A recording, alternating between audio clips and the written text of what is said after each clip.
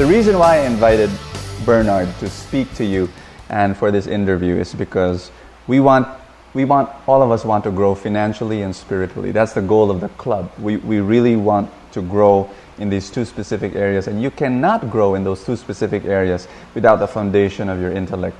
To talk about thinking and giving and developing your intellect, I think it's all started when growing up I didn't have a direction in life. Yeah. As a very easy, fun-loving person, no direction, no vision, until God caught up on me and say, hey, you're too special to think zero. Wow. Or to have no direction. And then I got involved with the church. Yeah. And then after that, God gave me a heart. Wow. Once again, boy. But later on, as I grew my Christian faith and I wanted to have more passion for God, more of this meaning and reason for living, I realized one of the things that I have to develop is not only you love God with all your heart, you don't only love God with all your soul, which is your passion and your emotion and your memory and your loving Him with feelings, but also your ability to think passionately, to think right, to think critically what's wrong and what's right. Because when God tells you this is right, this is wrong, what's the basis? You've got to have a basis why it is right and what's wrong. Everything God established is a law, as a principle, meaning it can stand on its own. And that, you cannot just say, oh, I love to do this, I love to do this, this I don't like, this. You cannot choose, because God, in His infinite wisdom, has designated laws and principles. Now, to work with that, you've got to figure it out, and you've got to use your mind to do that. So, Bernard, you're saying, this is the greatest commandment. Love God with all your heart. Love God with all your soul. Love God with all your mind. And you've discovered, how can I love God with all my mind? And that's been a quest for you. Yeah. Lately, it's been a desire to grow as a leader. They say you cannot lead without thinking great. Okay. You cannot lead people and people following you if you're just all heart. Right. That's true. That's I realize when you grow, people will also follow your thoughts. What you say, are you thinking right? Are you thinking good? Are you thinking critically? Are you thinking positively? Yes. So I said, this thing, help me. Lord, I need help on this. Until I bumped into a friend and he said, why don't you go with me? We'll go to a training. And he said, there is no thinking without memory and connection. Okay, I love that. I love that quote. One more time, please. There is no thinking without memory and connection. Without memory and connection. That's See, great. when we're discussing right now, it make the reason for me to draw ideas. Yeah. I have to dig from my experience. I have to dig from my past. I have to dig just what I just said. Yes. And I have to connect it. Okay. I was watching a video clip of a guy who has an amnesia. Yeah. And it's so interesting that guy was saying to his wife at that time, honey, this is your coffee. And he said, no. This is your second coffee. This is not my second coffee. This is my first coffee. and it was so amazing that when you lose memory, that's how tragic it will be. There will be no train of thought. And there will be no conversation. There's no conversation. No sensible conversation. No sensible conversation. So, after that, I started pondering on that statement that he said, without memory, without connection, there is no thinking. I realized, that is so true. Because everything that we have right now, even in the Bible, was written and came about because of men who told stories of what they remembered. That's right. Actually, God is very big on memory. God is so big and huge on memory that He said to His people, remember. That's right. Get stones. These are the stuff that you'll pass on to heritage. To the Ten Commandments. The Ten Commandments. That's right. The Ten Commandments is actually a memory. The ark is a box of memory. Wow. And these things are the ones we pass on, and we stand today having had this great stuff of the past. Bernard, let me bring this down to earth, because people who are watching us, they're going to say, hey, it's fascinating, but I'm getting lost here. What does that have to do with my life? And okay, if you've got a great, you and I were talking a while ago over dinner that a great speaker has great memory. Yeah. And a communicator must have a great memory. Correct. And if people want to succeed in their jobs, if people want to succeed in their businesses, if people want to succeed, they've got to have great memory. Of course. Am I right? Correct. Because a challenge or a seasoned speaker, you will know, because all of the things he has to say is already previewed. Yes. He's just picking what is applicable with the kind of audience he has. That's right. A challenge speaker, a beginner, will always have to get notes. Okay. Use notes. Okay. Because he has to rely on crutch. He has to rely on short-term memory. The short-term memory is actually developed. Yeah. It can be developed into becoming a better memory. At the beginning, pag bago ka pa, magsasalita ka, pautalutal ka kasi you think in bits and sounds, in bytes. That's right. And then when you become a great speaker, actually what you use actually is storytelling. Absolutely. And storytelling is basically part of your memory. That's right. So Bernard, once again, just wanna take a more overarching perspective. To have a good mind, what do we need? A brilliant mind, a great mind, a mind that will bring us to success, and to whether it be in your family life, whether it be in your business or in your job. How do you have a great intellect, a great mind? From what I know, there's only two spheres of mind or brain that you have. One is the left, which is more on the processing, the strategic side, the one that is detailed, the one that is methodic, the one that's logic, and the other one is the right side of the mind, which is the creative, the fluid, the imaginative. Boil it down into two. You only need a strategic mind and you have a creative mind. All great men of the past are strategic in nature, and the brilliant men who are successful in arts and sciences are the ones who are creative.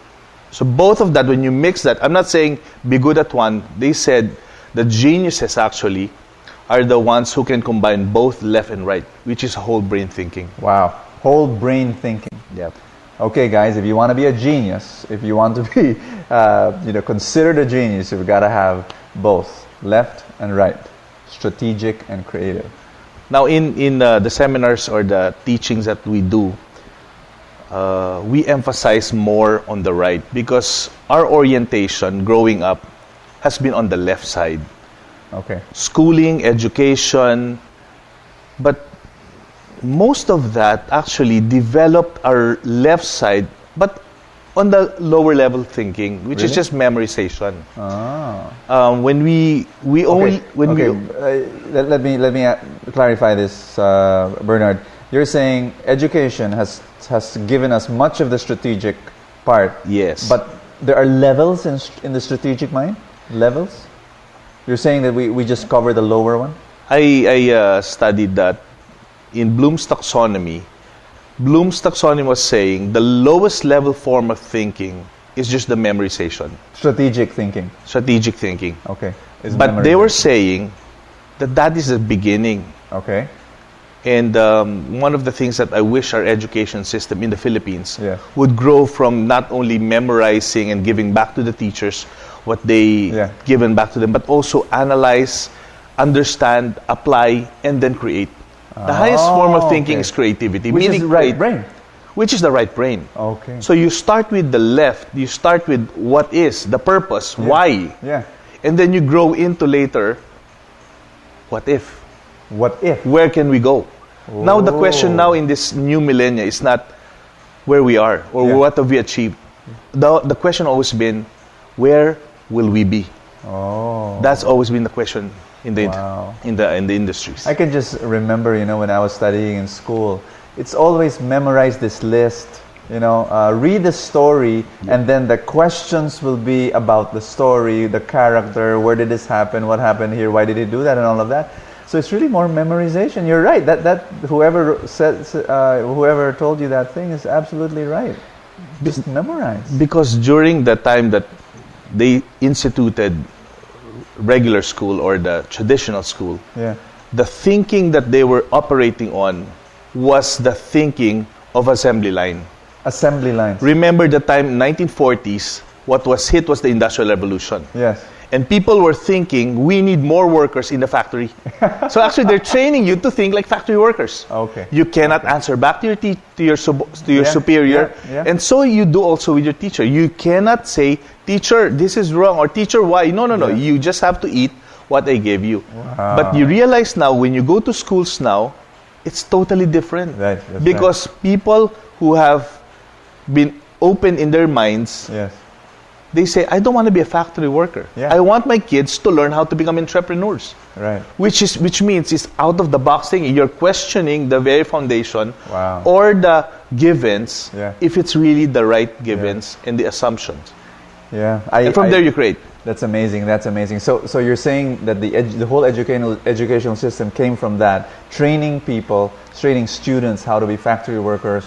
And you're saying now we need a new kind of education that will teach us how to not just memorize, but analyze, understand, apply, and create. Wow. Creation is actually the biggest one.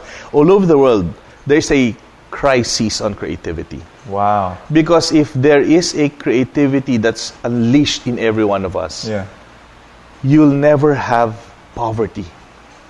You will have people already getting what they have, the natural gifting that they have. What's their natural gifting? Not your resource, not money, not your body only, but also your thinking. Wow. If you're given a great mind, if you're given yourself to think where you are, you can go from here to there, and every day you keep on pushing that. I don't think people will stay in the poverty line.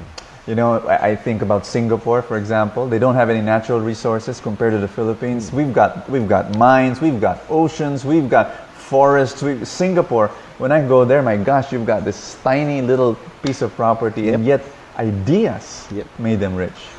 What is sad, Bo, is every time I look at the newspaper, every time I look at sports, every time I look at the internet, I couldn't see the name Philippines.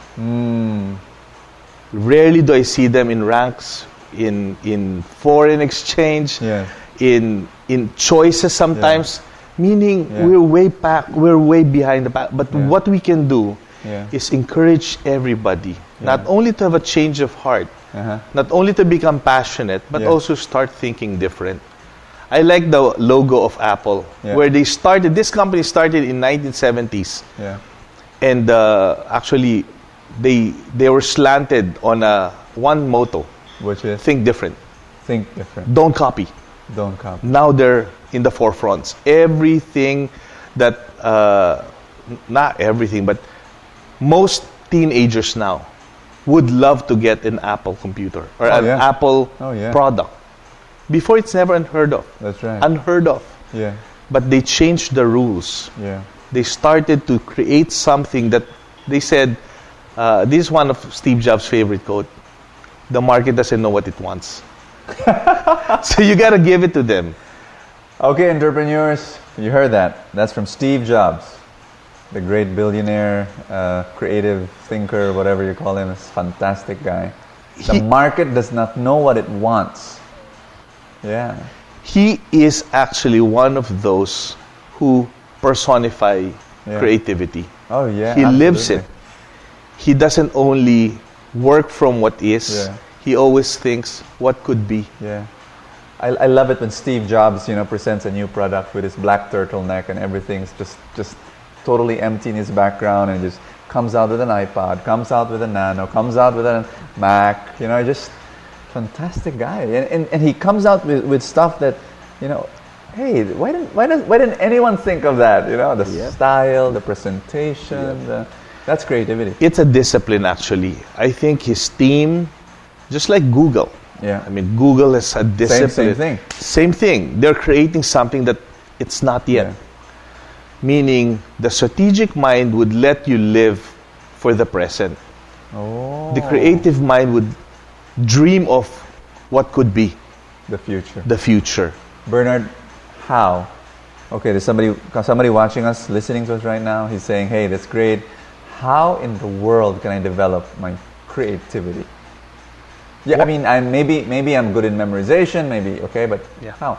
One of the things that they say, the brilliant minds say, is have a mind that solves a problem a day. One problem a day. Just an extra. If there's an apple a day, keeps a doctor away.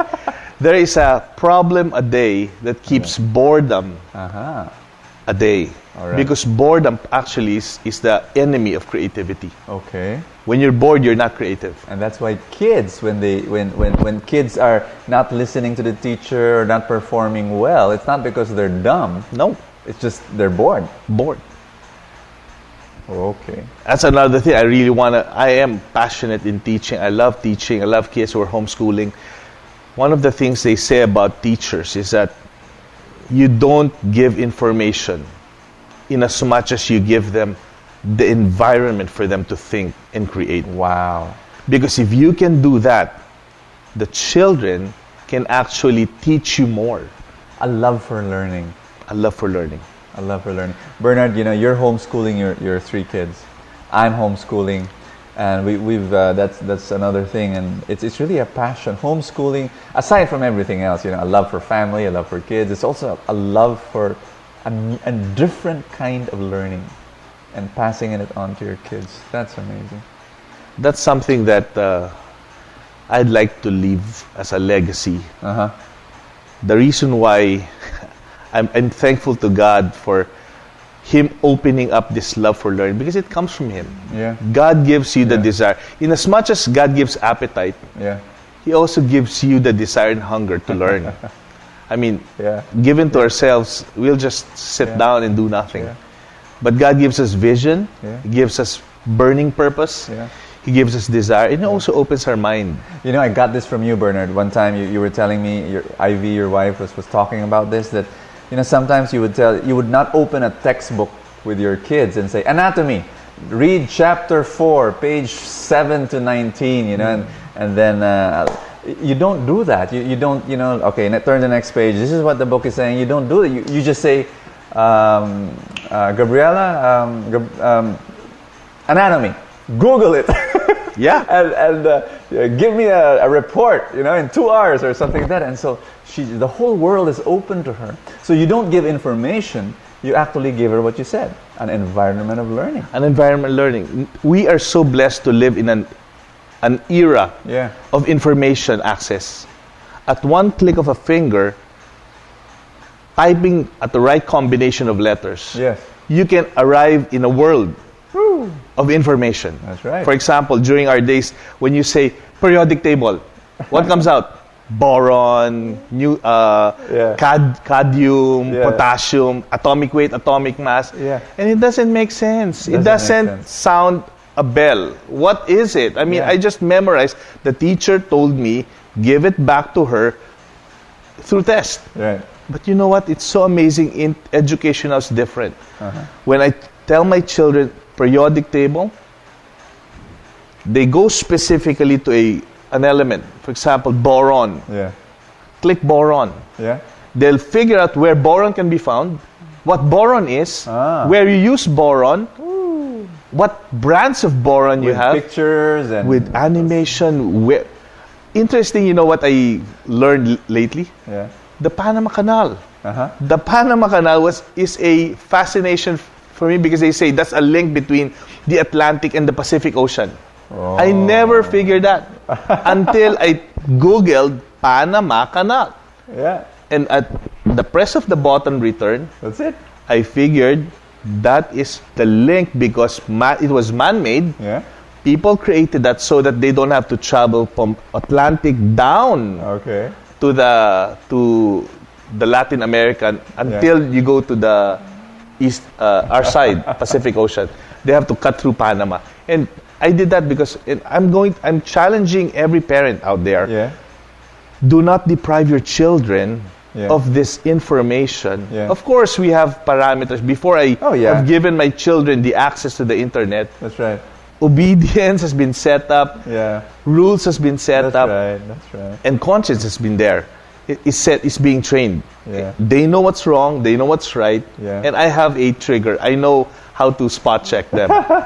But I don't see right now myself going back Oh yeah. to books and worksheets that Yes. they do have, don't get me wrong, but for them to goes learn, beyond that. it goes beyond that, just learning on paper and mimeograph. Yeah. I think education now internet has given education a new meaning. Oh yes. So go out there and try to incorporate that Yeah. as a supplement for your That's right. education. So number one, you say solve one problem a day. Solve one problem a day. Another one is, Number two, they said, this scientifically proven, juggle. juggle. Juggling. I don't know. There's something about juggling. They said that it increases your gray matter. One is, it's a combination. It's like playing drums. I asked Tony Buzan, what's the greatest mind Yeah. in the world? Okay. He made mention of two fields: engineers and musicians. Wow, musicians And equal musicians. to side by side with engineers. And, So musicians develop the right brain and left brain. and the left. You cannot Oh, yeah, you alright, cannot you're have right, music you're right. without lines. Okay. You cannot have music without time. Okay, music, everybody, develops your mind, creativity. Fantastic. Number And then three. number three maybe is having a discipline to just go through a word problem, Yeah. crossword puzzle, Crossword puzzles. Okay. Sudoku, Wow. riddles. Okay. Because this one stretches your. I know it's tiring. Yeah. I mean, when we go into these exercises, Yeah. we're more hungry. Yeah. Okay. We want to eat a lot because I don't know, the brain Yeah. gets more energy Okay. than the physical exercise for me. That's good. That's logical. You know, when I see old people doing their crossword puzzles, sharpen their minds, and great. Yeah. Number four, Number four, mentor. mentor. Have a Socratic mind, meaning always ask questions. Always.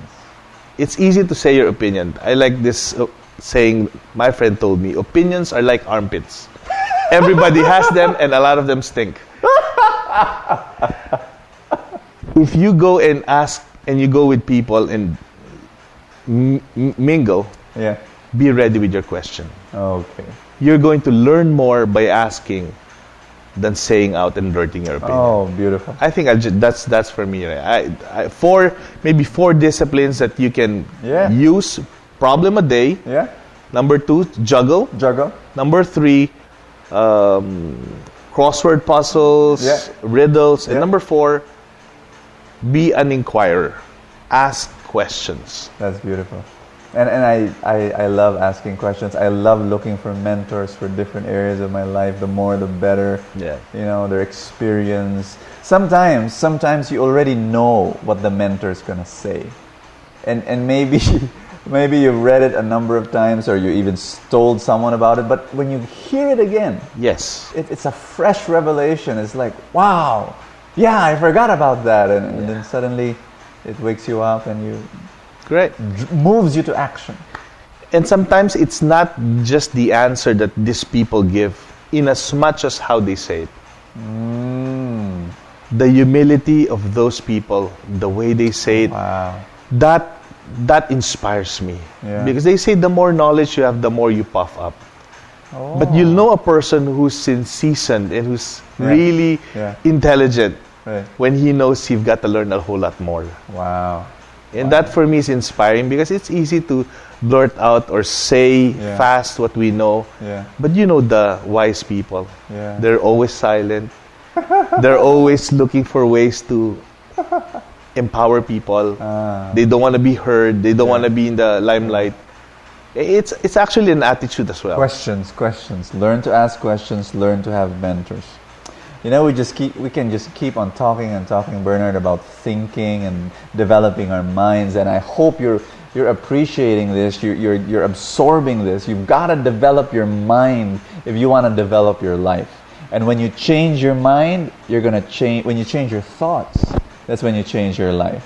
And we hope we're passing this to you.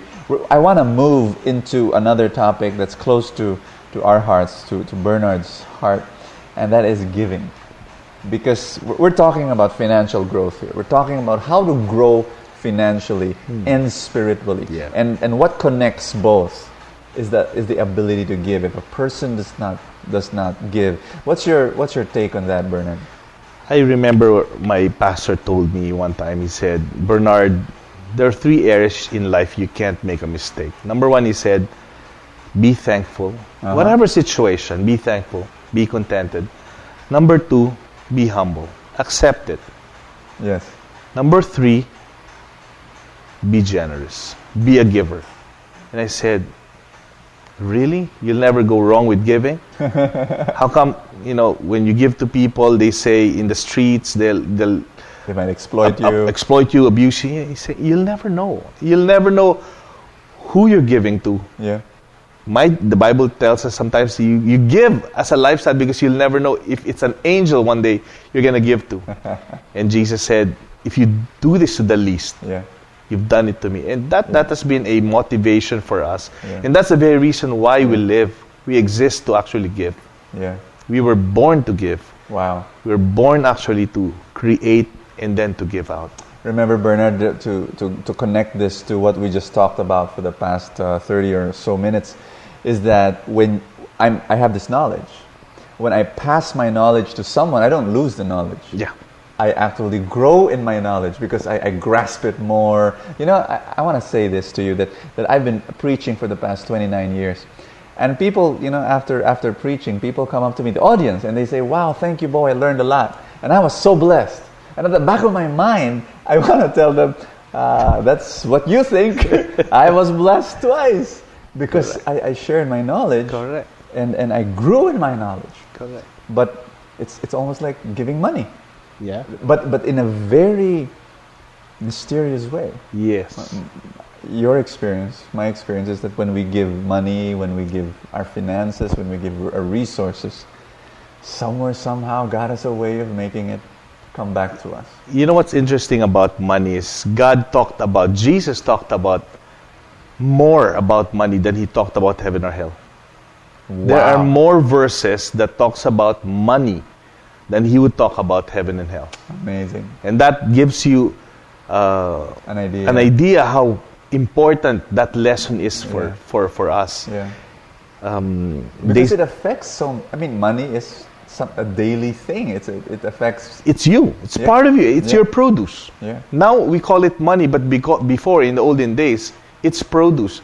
In the olden times, when they call you rich or wealthy, you don't have money before. Okay. What you have is when you're called wealthy. Number 1, you have family.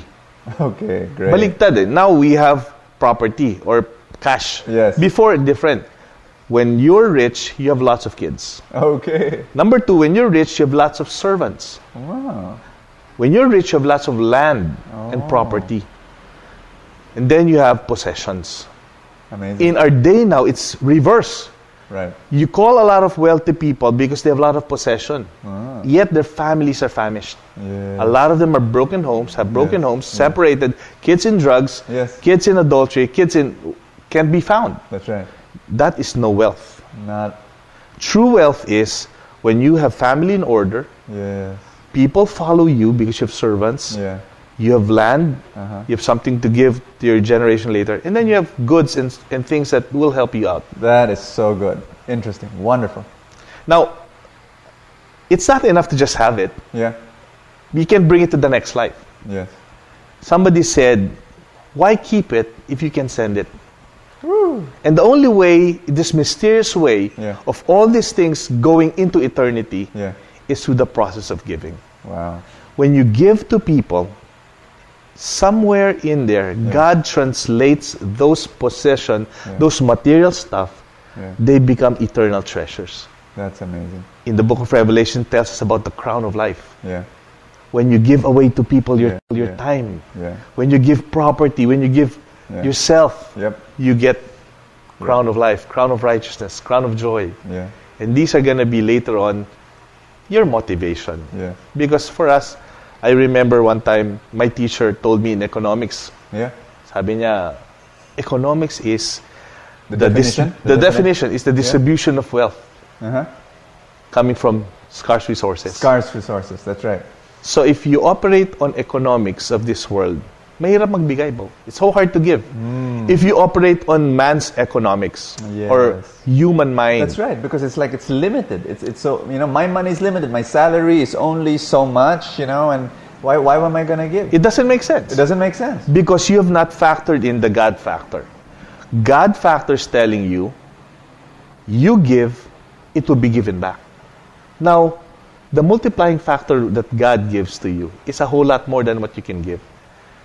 And I've started giving since I was age of 17. Wow. Started tithing, started giving. Yes. You know what? I've never seen in my life, never God has forsaken me. Financially, my kids has never missed a meal. Wow. Never missed a rent. Yeah. One day we're planning to have our own house. We want to buy one day, but it doesn't bother me. I mean, I would dream for my kids to have that, but it's not a priority for me now. Yeah. In as much as I want to keep my kids, I want to have leadership. Yeah. Then later on, land papasok kaya. Yeah. Magiging wealthy na rin tayo. So fantastic, brother. Wonderful. That's amazing. Many people think, you were sharing this a while ago, many people think that they have this small pizza. Yeah. And with slices, 8 slices. So if I give 1 slice to someone, I lose that slice. Yes. And it's like a scarcity economics, where he's putting up the same business that I'm putting up, and the same, it's the same. We're gonna compete, and that guy's doing the same thing I'm doing. He's selling the same product. My gosh, and so we fight and we compete when in fact there is abundance. Abundance, and actually the world is realizing that. Yeah. You go into the internet, the people who are asking for payments doesn't get following. It's those who give out for free that gets more following the social networks. True. See, even them, they're realizing that. Yeah. In the business, they realize that it's customer service. It's giving. That's right. It is giving. It's the lifestyle of giving that actually you get leadership. That's beautiful. And they listen to you, and later on, they all the more they patronize your company and your product. So giving actually is not just a formula. Yeah. It is actually a lifestyle God wants us to have because He wants us to have an abundant life. Absolutely. I just look back on my life, Bernard. I've been, as I said, preaching for 29 years. And I think I started speaking at the age of 13. Wow. All the way until I was 30 years old, it was all for free. I mean, until now it's for free, for religious purposes like churches and so on. But from age 13 to age 30, I was going to different provinces. I would travel by bus for 12 hours, 14 hours, 16 hours. I'd do it for free. I just speak in church, speak in prayer meetings. And but then at the age of 30, when I decided I was going to get married, and when companies would ask me to give a talk, I later learned that they wanted to pay me. Wow. So I said, okay, I'm going to charge you an arm and a leg. Yeah. And what I'm saying is I was giving. Yeah. I was giving the first part. I was just giving. And that's why you're so blessed. A lot of people, when they hear Bo Sanchez, I mean, they want to copy you. They want to imitate you. They know you're a giver. They know you have that lifestyle. You don't have to flaunt it. They just see it. And I think that's why, I mean, I'm inspired. Every time I hear about you, what you're doing, I say, man, that guy's a giver. That guy's a leader. Thank you. So if you're going to be a leader, one thing I realized, you've got to be a great giver. A great thinker, a great giver. Amen. Great servant. You are that. Thanks, bro. So there you have it, brothers and sisters, my dear friends. I hope you learned, and I want you to start applying what you just learned. Develop your mind and also start giving as much as you can, and you will indeed be very blessed. I'll see you again.